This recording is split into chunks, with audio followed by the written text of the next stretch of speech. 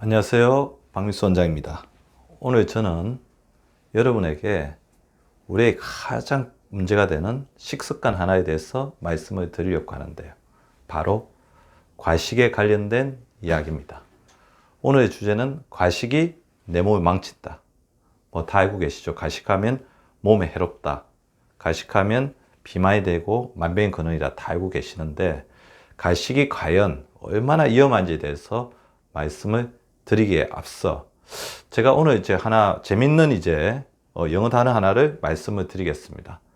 여러분들이 저는 이거 굉장히 이 단어에 대해서 신기하게 좀 생각을 하고 있는데요. 어떻게 보면 굉장히 잘못된 것인데도 오묘한 뜻이 담겨져 있어요. 바로 토하다의 단어. 토하다 영어로 무엇이냐 물어보면 많은 분들이 오바이트 한다. 오바이트. 그리고 오버잇. 근데 사실 알고 보면 오바이트는 토하다는 단어가 아닙니다. 우리가 오바이트 한다. 많이 먹고 토하는 걸 오바이트라고 이야기하는데 사실 토하다의 영어 단어는 보미트죠. 보미팅. 그래서 의학적인 용어로 보미팅 자체가 문제가 되는 거죠. 근데 왜 사람들은 많이 보미트란 단어를 토하다로 사용하지 않고 오바이트로 생각하고 있을까요? 저는 그래서 이게 굉장히 묘하다, 신묘하다는 생각들을 하고 있는데요. 사실 오바이트는 뭐냐면 토하다, 구토가 아니고 과식입니다. 오버, 과하게, 이트, 먹다. 자기의 수준, 자기의 먹을 수 있는 용량을 초과해서 먹는 것을 바로 과식이라고 하죠. 그런데 왜 많은 사람들이 오버잇을 토하다라고 이렇게 이야기를 했을까요? 구토를 오버잇으로, 오바잇으로 오역한 오묘한 뜻은 바로 그거 같습니다. 몸의 보호반응이죠. 해로운 것은 토하라. 그러니까 오바이트 자체가 많이 먹었으니까 토해야 된다. 물론 저는 여기서 확실하게 말씀드립니다.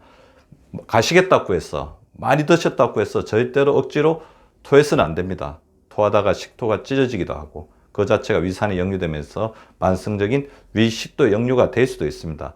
하지만 많은 사람들이 오바이트, 과식을 구토로 잘못 알고 있는 것들은 많이 먹는 것 자체가 몸에 해롭기 때문에 토할 수밖에 없다는 어떤 그런 절박한 심정을 나타내는 어떻게 보이는 것. 그만큼 과식이 해롭다는 것을 나타내는 굉장히 의도적인 오역이 아닐까, 오해가 아닐까 그런 생각을 드리면서 그만큼 가식이 몸에 해롭다는 것을 말씀드릴 건데요. 가식은 생각보다 굉장히 많은 우리 몸에 부작용을 일으킵니다. 먼저 가식이 몸에 끼치는 영향을 말씀드릴 건데요. 과식, 먹게 되니까 소화기계에 관련된 부작용부터 먼저 말씀을 드리면 많이 먹게 되니까 어떻게 되겠습니까? 위에서 위산이 많이 나옵니다. 위염이 나오고 소화불량이 반복되다 보니까 이런 소화불량 자체가 나중에는 문제가 되거든요. 음식을 많이 먹게 되면 소화가 되지 않은 음식, 소화 찌꺼기는 어떻게 됩니까? 장으로 내려가서 나중에 장에도 문제를 일으킬 수가 있는데 많이 먹다 보니까 위산이 많이 나와서 위염이 되기도 하고 위가 그것을 제대로 소화를 시키지 못하니까 위가 늘어지기도 하고 늘어나기도 하고 그 다음에 많은 어떤 위산이 나오면서 그 음식물 자체를 제대로 소화를 시키지 못하니까 위산이 뒤로 역류되는 위식도 역류까지도 일으키기도 합니다.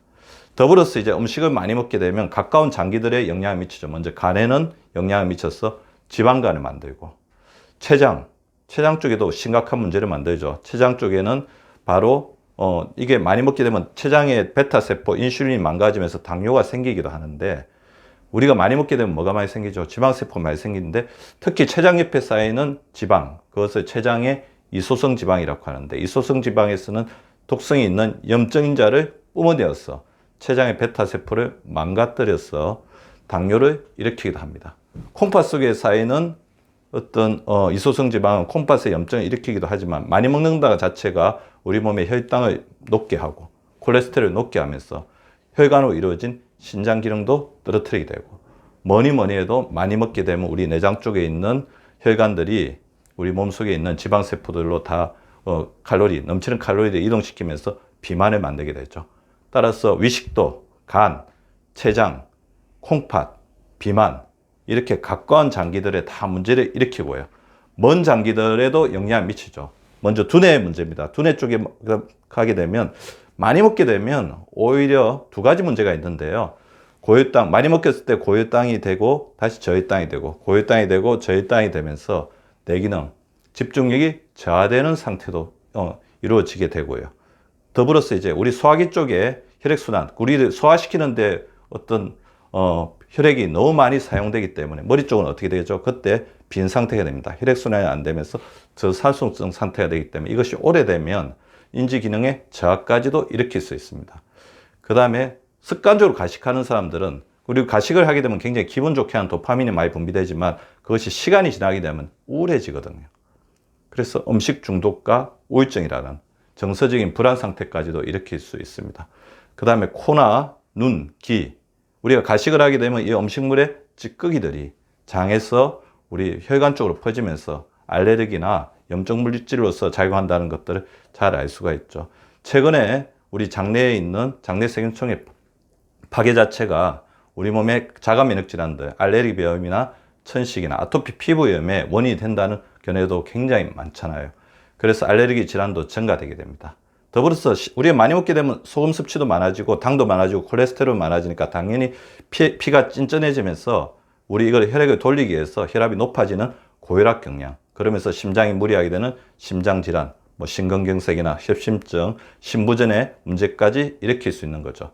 당연히 혈관 속에는 이게 여러 가지 찐득찐득한 물질이 늘어나면서 대표적인 콜레스테롤이 늘어나기 때문에 고지혈증이 되고요. 염식물에 제대로 분해되지 않는 찌꺼기들이 만성염증으로 작용하면서 혈액의 만성염증 증상을 계속해서 오랫동안 만들어내는 거죠. 더불어서 이제 우리가 체중이 늘어나게 됐죠. 가식하게 되면 그 자체로도 이제 음식에 무게도 있지만 이것이 점점 늘어나고 비만이 되면서 고관절, 무릎, 척추까지 이렇게 영향을 미치면서 근고혈계 쪽의 질환들을 많이 일으키게 되는 겁니다. 제가 요즘에 조금 더 집중해서 보는 것이 이제 기능학적 이상인데요. 아까 말씀드린 것처럼 우리 몸의 자율신경계가 우리 몸의 혈액순환을 하고 체중을 체온을 조절하는 데 굉장히 중요한 작용을 하는데, 가식을 하게 되면 대부분 그 자율신경계가 이 소화를 시키는 데 많이 집중이 되기 때문에 혈액순환 장애가 안 됩니다. 가식을 하시는 분들 중에 보면 저체온증이나 수족냉증을 호소하시는 분들이 많거든요. 그리고 식사를 하고 난 이후에 갑자기 일어서려고 했을 때 어지럼증을 호소하는 증상 역시 기립성 저혈압이라고 하는데요. 그것도 혈액이 소화를 시키는데 너무 많이 사용되고 자율신경계도 그쪽으로 집중하기 때문에 우리 몸의 균형을 못 잡는 부분까지 말씀을 드릴 수가 있죠. 가식하게 되면 우리 몸을 소화시킬 수 있는 어떤 그 한도 자체가 정해져 있는데 제대로 소화되지 않는 음식, 우리나라 사람들도 소화 효소가 부족한 사람들이 많기 때문에 이것이 이제 장으로 가게 되면 그 찌꺼기들이 장내 세균 중에서 특히 유익균을 죽이고 유해균의 먹이가 되는 그런 어떤 장내 세균총의 파괴 증상을 일으키기 때문에 장 건강, 우리 몸의 면역 기능, 세로토닌, 소화배설, 흡수에 가장 중요한 역할을 하는 장내 세균총의 파괴가 있을 수 있다는 겁니다. 그리고 많이 드시게 되면 당연히 이제 이 음식물들을 분해하는데 우리 몸에 에너지가 많이 사용되기 때문에 만성적인 피로, 그 다음에 잠을 주무실 때 수면 장애까지도 느낄 수 있습니다. 그래서 잠자기 전에 가식을 하는 것 자체가 우리 수면의 질을 떨어뜨릴 수 있기 때문에 굉장히 위험하다고 말씀을 드리죠. 금방 말씀드린 것처럼 소화 기능에 너무 많은 에너지가 소모되기 때문에 자율신경계 이상이 있을 수 있고요. 더불어서 운동 능력의 저하까지도 일으킬 수 있습니다. 가까운 장기, 먼 장기, 그 다음에 기능학적 이상까지 우리가 생각하는 것 이상으로 가식은 굉장히 많은 문제를 일으킵니다. 그래서 자기가 만족할 만큼 너무 가식하는 것보다는 약간 출출하게 먹는 것이 굉장히 중요하고요. 제가 여러 가지 알려드렸던 팁, 젓가락을 이용해서 천천히 먹는 것이라든지, 다른 사람과 식사할 때 조금 더 늦게 먹으려고 한다든지, 30분 이상 꼭꼭 씹으려고 한다든지, 그런 가식을 피할 수 있는 적게 먹고도 천천히 먹고도 자기를 만족시킬 수 있는 여러 가지 식습관에 대해서 지금이라도 한 번 더 주의해 보시기 바랍니다.